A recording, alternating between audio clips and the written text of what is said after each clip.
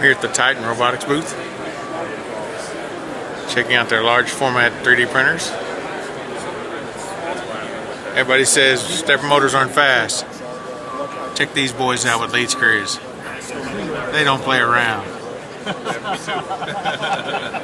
Multiple motors. That's not a bad thing, right? And how are they doing this?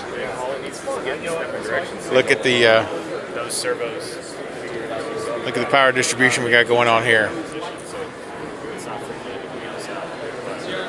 Just goes to prove you got enough power, you can make anything move fast. Here, we'll get in the back side of some of this.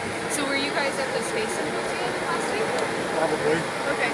We were there. It was in Colorado. All right. So we're in Colorado. That's enough out of that noise. We've got a few. Here again, here at Rapid+TCT. Oh, wait a minute. Some of the motors they're using. That's fantastic. That's all right. Show off your wares, man. Here at the Titan Robotics booth. They're doing some fantastic things.